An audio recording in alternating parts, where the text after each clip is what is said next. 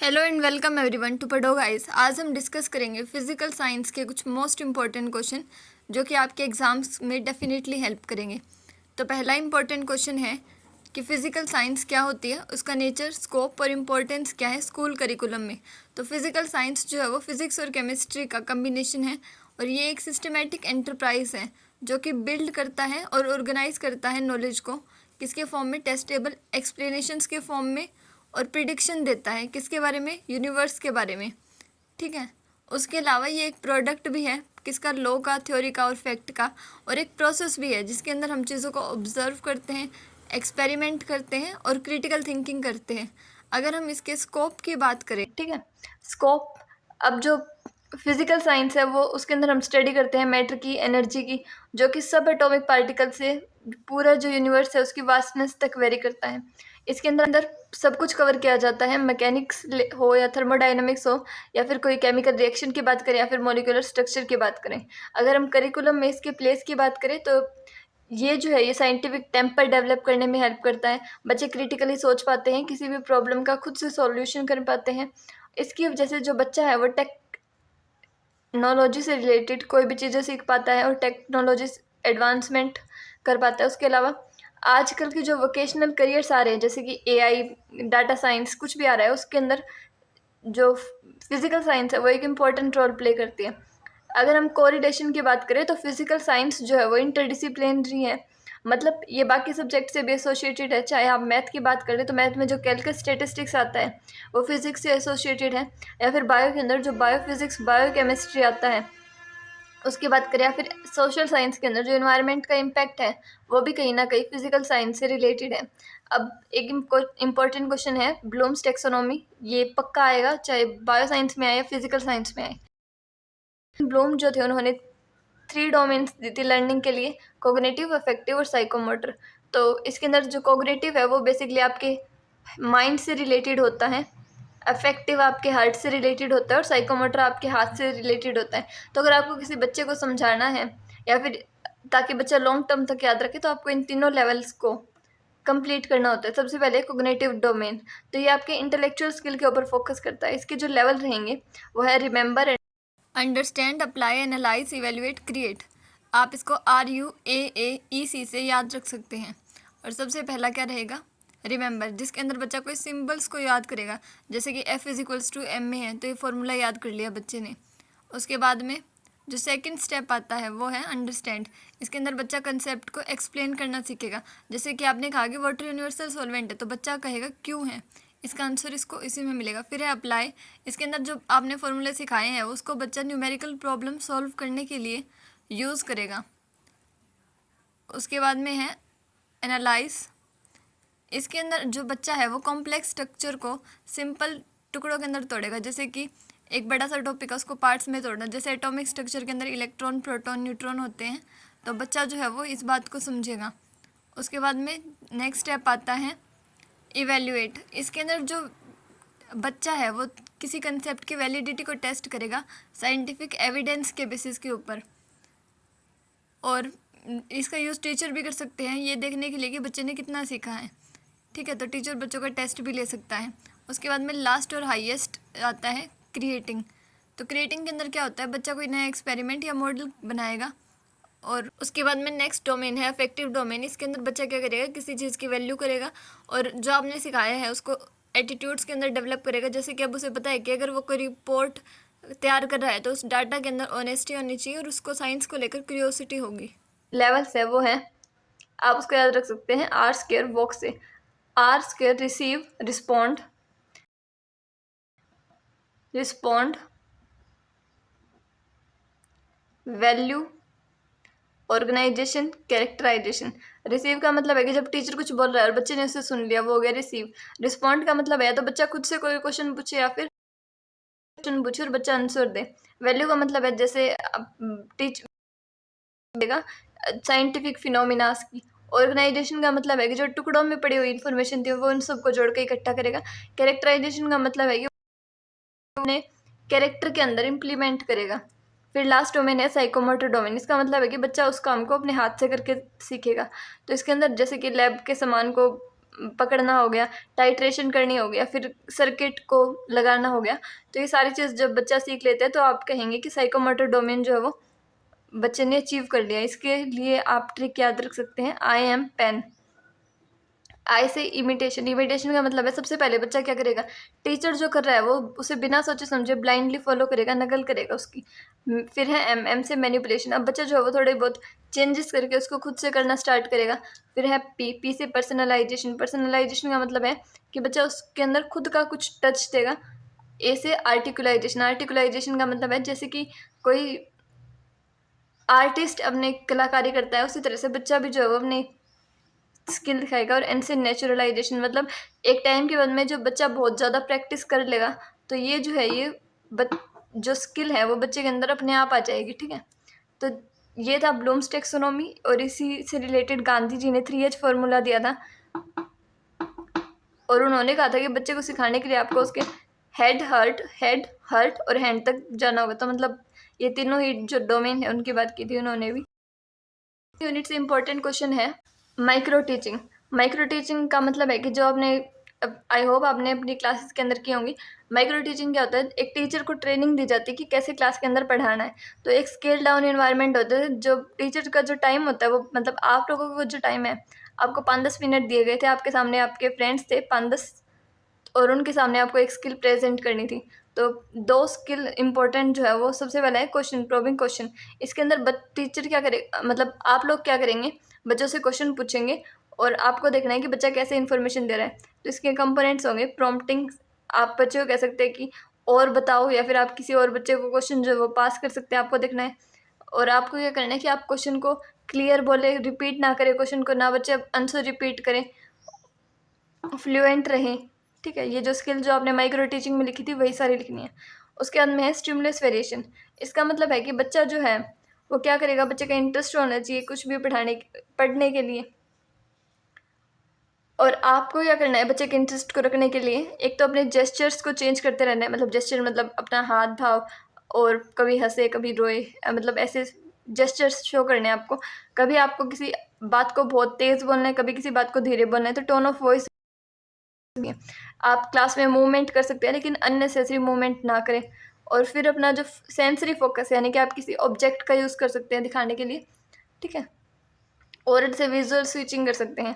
अब 2 इम्पोर्टेंट जो physical science को बढ़ाने के लिए मेथड की बात करें तो एक हो जाएगा लेक्चर कम डेमोन्स्ट्रेशन मेथड। इसके अंदर क्या होगा, टीचर के पास एक सामान होगा, टीचर उसको यूज़ करेगा और आपको दिखाएगा, बच्चे जो है वो उसको देखेंगे। और इससे क्या होगा, अगर आपको एक बड़ी क्लास को जल्दी पढ़ाना है और इकोनॉमिकल भी हो गया ये, तो आपका समय भी बचेगा, रिसोर्सेज भी बचेंगे, और बच्चा ईजिली सीख भी पाएगा क्योंकि एक ही जो रिसोर्स है वो यूटिलाइज हो रही है।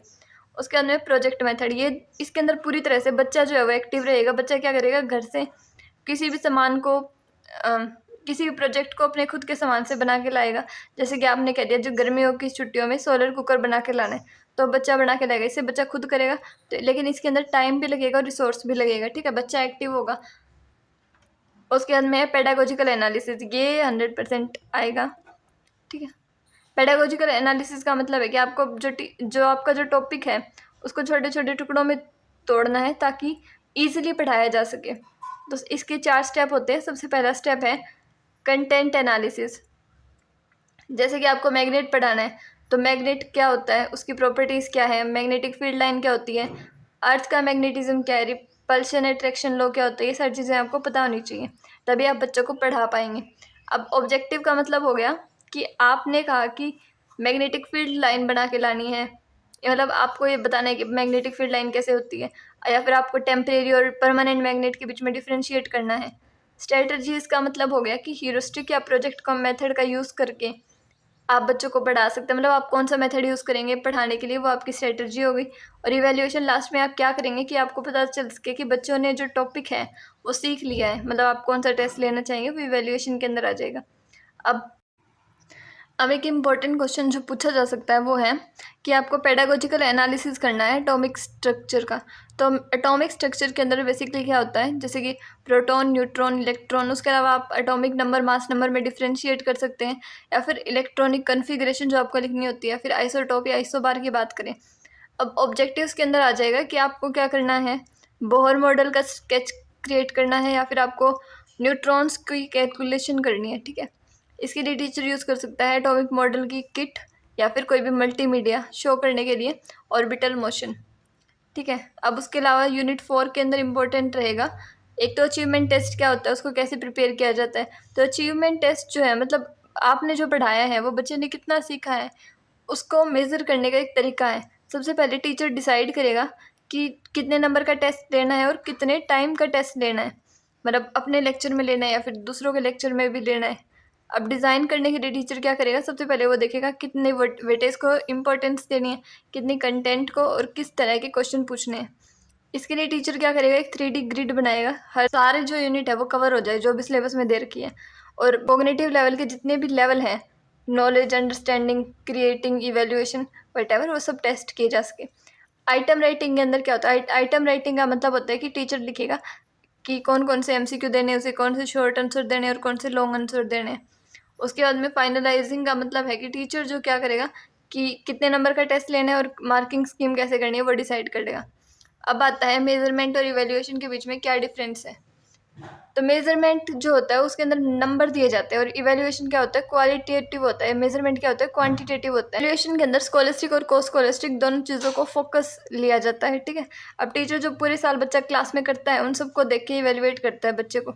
CCE का मतलब होता है कंटिन्यूस कम्प्रीहेंसिव इवैल्यूएशन। अब टीचर क्या करेगा, पूरे साल बच्चे को देखेगा और उसके स्कॉलस्टिक और को स्कॉलस्टिक, स्कॉलस्टिक का मतलब उसके मार्क्स जो आ रहे हैं, को स्कॉलस्टिक का मतलब वो किसी जिसमें पार्टिसिपेट कर रहा है नहीं कर रहा है, उसका क्लास में डिसिप्लिन कैसा है, बिहेवियर कैसा है, ठीक है, वो सारी चीज़ें देखेंगे और उसके हिसाब से बच्चों को जजमेंट कर देगा।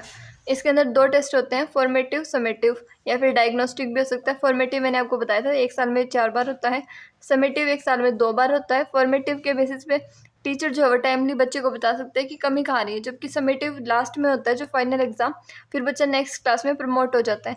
और डायग्नोस्टिक का मतलब है कि अगर बच्चे को कोई स्पेसिफिक प्रॉब्लम है किसी स्पेसिफिक चीज़ से रिलेटेड, तो टीचर उसको फाइंड आउट करता है उसका रूट कॉज क्या है और लास्ट में उसके अकॉर्डिंग रेमेडी देता है। और ये जो है ये हर बच्चा चाइल्ड टू चाइल्ड वेरी करती है।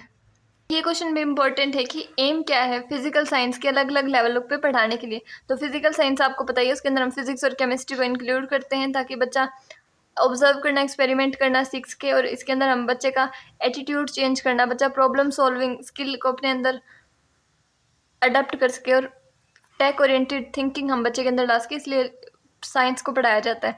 अब फिजिकल साइंस के जनरल एम तो ये रहेंगे कि बच्चा क्यूरियस हो सके, वो क्वेश्चन पूछ सके, क्रिटिकल थिंकिंग इंक्रीज हो सके, वो चीज़ों को ऑब्जर्व कर सके, मेजर कर सके, प्रॉब्लम सॉल्व कर सके, लॉजिकल थिंकिंग ला सके, लैब की जो स्किल है वो सीख सके, रियल लाइफ में उसको यूज़ कर सके, हायर स्टडीज़ के अंदर वो साइंस को यूज़ कर सके और अच्छे से कम्युनिकेट कर सके लोगों के साथ। अब जब आप 3 लेवल होते हैं, मिडिल, सेकेंडरी और सीनियर सेकेंडरी। मिडिल लेवल होती है मतलब क्लास 6 to 8। इसके अंदर हम जब साइंस को पढ़ाते हैं तब हमारा मेन एम होता है कि बच्चे को क्यूरियस कर सकें और उसके अंदर कंक्रीट एक्सपीरियंस का मतलब है कि बच्चे के सामने कोई चीज़ होगी तब वो उसको समझ पाएगा। जैसे कि ये पेन है, अगर ये बच्चे के सामने होगा तो वो इस पेन के बारे में हम उसको बताएंगे और वो समझ लेगा। और बेसिक कंसेप्ट सिखाना होता है हमारा बेसिक सा काम। इसके अंदर हम बच्चे को ऑब्जर्व करना, मेजर करना, क्लासीफाई करना सिखाते हैं और कुछ है जो साइंस यूज़ होती हैं उसका हम यूज़ करते हैं। तो बेस 9th-10th में हो जाता है तब हमारा मेन एम क्या होता है कि बच्चा कॉन्सेप्ट को क्लैरिफाई कर सके और रीजनिंग और एप्लीकेशन सीख सके चीज़ों का। इसके अंदर हम बच्चे को डेफिनेशन, लॉज, फार्मूला सिखाते हैं और हम ग्राफ इक्वेशन भी सिखा देते हैं। उसके अलावा हम जो साइंस की लैंग्वेज होती है वही बच्चे को आने लग जाती है, एवरीडे प्रॉब्लम वो सॉल्व कर पाए। अब साइंस के अंदर सेफ्टी, इन्वायरमेंट से रिलेटेड जो इशू है उसको बता देते हैं। तब अब बच्चा जो है उसको साइंटिफिक नॉलेज है कि वो एक्सपेरिमेंट सही कर सके, डाटा हैंडल कर सके और स्टैंडर्ड प्रॉब्लम को सॉल्व कर सके। जब बच्चा 11th-12th में साइंस लेता है तब हम बच्चे को कंक्रीट से एब्स्ट्रैक्ट की तरफ ले जाते हैं, यानी कि अब उसके सामने चीज़ ना हो तब भी वो सीख लेगा। उसके अलावा मैथ के फॉर्मूला को साइंस के अंदर यूज़ करना, वोकेशनल कोर्स की इम्पोर्टेंस, क्रिटिकल थिंकिंग।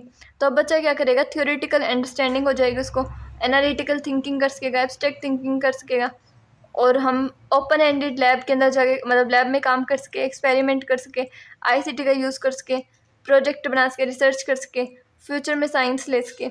अब बेसिकली हमने बच्चे को सिखा दिया कैसे किसी के अंदर एरर एनालाइज करते हैं, एक्सपेरिमेंट करते हैं और न्यू सिचुएशन में उसको यूज़ करते हैं। तो टेक को साइंस और सोसाइटी से जोड़ दिया। एम जो है वो आंसर है क्यों का, कि एक सब्जेक्ट जो है वो क्यों पढ़ाया जाता है। ये बहुत ज़्यादा वाइड होता है, ब्रॉड होता है, जनरल होता है और एब्स्ट्रैक्ट होता है। अब एम जो है वो लॉन्ग टर्म होता है और ये टाइम बाउंड नहीं होता। इसको मेज़र करना, इवेल्युएट करना मुश्किल है और ये एक बड़ी पिक्चर है। जैसे कि आपको एक डॉक्टर बनना है तो ये एम हो गया, जबकि ऑब्जेक्टिव आंसर है वट का। एक टीचर जो है वो क्लास के अंदर कोई टॉपिक क्यों पढ़ा रहा है, तो ये नैरो होगा, स्पेसिफिक होगा और इसको मेज़र किया जाता है। जैसे ही टीचर पढ़ाएगा तो मेज़र कर लेगा। ये शॉर्ट टर्म है, टाइम बाउंड है और इजीली मेजर एक्सेस इवेल्युएट हो सकता है। आप इसको टुकड़ों में तोड़ सकते हैं और स्कूल रिस्पॉन्सिबल। अब हम बात करते हैं फिजिकल साइंस की हिस्ट्री की। एक इम्पॉर्टेंट क्वेश्चन है और इसे 4 पीरियड्स में डिवाइड किया जाता है। सबसे पहला था एशियंट पीरियड। ये 3000 BC से 500 AD तक था। इस पीरियड के अंदर इजिप्टियंस और बेलिनियंस ने मैथ और एस्ट्रोनॉमी में कंट्रीब्यूशन दिया था। एरिस्टोटल ने नेचर को समझाने की कोशिश की और आर्किमिडीज ने बायनेंसी का प्रिंसिपल दिया। दूसरा था मेडिवल पीरियड। ये 500 से 1500 AD तक था। इस दौरान साइंस का डेवलपमेंट धीरे धीरे हुआ, लेकिन साइंटिफिक नॉलेज को प्रिजर्व किया गया और आगे बढ़ाया गया। अब थर्ड साइंटिफिक रिवोल्यूशन आया 1500 से 1700 AD में। इस पीरियड में कोपरनिकस ने बताया कि सन जो है वो सोलर सिस्टम का सेंटर है। गैलीलियो ने टेलीस्कोप का यूज़ किया। केल्पर ने न्यू प्लैनेट्स की मोशन के लॉज दिए और आइजैक न्यूटन ने लॉ ऑफ मोशन और ग्रेविटी दिए। फिर फोर्थ पीरियड आया 1700 AD से आज तक। इसमें माइकल फेराडे ने इलेक्ट्रिसिटी और मैग्नेटिज्म पर काम किया। मारी क्यूरी ने रेडियो एक्टिविटी पर रिसर्च की और अल्बर्ट आइंस्टाइन ने थ्योरी ऑफ रिलेटिविटी दी। टेस्ट क्या होता है कि टीचर क्या करेगा, एक किसी क्वेश्चन का सिर्फ एक सही आंसर हो तो वो होगा ऑब्जेक्टिव टाइप टेस्ट। इसके अंदर टीचर क्या कर सकता है, किसी फैक्ट को टेस्ट कर सकता है, कोई साइंटिफिक डेफिनेशन चेक कर सकता है या फिर बेसिक अंडरस्टैंडिंग। जैसे कि ये MCQ दे दिया, इसके अंदर से एक सही होगा, ठीक है। अब और क्या हो सकता है जिसके अंदर एक सही हो, जैसे कि MCQ true false, fill ups, matching type, assertion, एक आंसर जो होगा वो सही होगा। टेस्ट को प्रिपेयर करने के लिए क्या करेंगे, डिसाइड करें कि टीचर को आखिर में टेस्ट करना क्या है। कोई फॉर्मूला देगा, फिर उसकी एप्लीकेशन क्या हो जाएंगी, जब बच्चा न्यूमेरिकल सॉल्व तो तभी कर पाएगा जब उसे फॉर्मूला पता हो। फिर है आइटम सेलेक्शन, कि MCQ देना है, ट्रू फॉल्स देना है, मैचिंग देना है, कौन से तरह का क्वेश्चन देना है, वो हो गया आइटम सेलेक्शन। फिर है ड्राफ्टिंग आइटम, मतलब तब क्या होना चाहिए, क्वेश्चन क्लियर होना चाहिए, कंसाइज होना चाहिए, सही होना चाहिए साइंटिफिकली, और उसके अंदर कोई भी दिक्कत ना होना चाहिए, और साइंटिफिक टर्मिनोलॉजी जो है उसका सही से यूज। यूनिफॉर्मिटी और अरेंजमेंट, इसके अंदर क्या आएगा, सिंपल से कॉम्प्लेक्स और इजी से डिफिकल्ट की तरफ लेके जाए, ना कि फिर डिफिकल्ट क्वेश्चन। फिर है रिव्यू और एडिटिंग, इसके अंदर क्या होगा, अगर कोई कंफ्यूजन है या फिर क्वेश्चन रिपीट हो गए तो उनको तो टीचर रिमूव कर देगा। सिर्फ जो सही आंसर है, मतलब एक क्वेश्चन का एक ही सही आंसर होना चाहिए। ये नहीं कि बच्चे ने 4 बच्चों ने 4 अलग अलग आंसर लिखे और वो चारों ही जो है वो अपनी अपनी जगह पे सही है, ठीक है। ट्राई आउट और एनालिसिस का मतलब है, सबसे पहले टेस्ट एक स्मॉल ग्रुप के ऊपर लेके देख लो, कि पता चल जाएगा आपको भी कि कितना डिफिकल्टी लेवल है और बच्चे को क्लैरिटी है या नहीं है, ठीक है। उसके बाद में आता है अचीवमेंट टेस्ट। अचीवमेंट टेस्ट के अंदर हम मेज़र करते हैं कि बच्चे ने टोटल लर्निंग क्या थी और लेवल ऑफ सक्सेस क्या था बच्चे का, मतलब अंडरस्टैंडिंग, एप्लीकेशन, ये सारी जो ब्लूम्स टेक्सोनॉमी के डोमेन थे वो आ गए हैं। इसके लिए सबसे पहले टीचर क्या करेगा, प्लान करेगा और वेटेज देगा, मतलब इंपॉर्टेंट टॉपिक डिसाइड कर लो सबसे पहले तो किसका टेस्ट लेना है और इन सारे टॉपिक्स की कितनी कितनी वेटेज रहेगी ये देख लेंगे हम। फिर है एक ब्लूप्रिंट प्रिपेयर करेगा टीचर, मान लो टेस्ट के अंदर वेट कंटेंट कितना रखना है, ऑब्जेक्टिव क्या है, क्वेश्चन किस तरह के देने, ये सारी चीज़ें डिसाइड करेगा टीचर। फिर है डिज़ाइनिंग क्वेश्चन। सो इसके अंदर हम क्या करेंगे कि शॉर्ट आंसर, लॉन्ग आंसर, कितने ईजी क्वेश्चन होंगे, कितने एवरेज होंगे, कितने डिफिकल्ट होंगे, ये डिसाइड करेंगे। एडिटिंग और इंस्ट्रक्शन के अंदर क्या है कि एक तो डायरेक्शन क्लियर लिखनी है, ये नहीं कि और हर क्वेश्चन के आगे नंबरिंग दे दो, टाइम पहले ही बता दो कि इतने टाइम के बाद में हम टेस्ट ले लेंगे।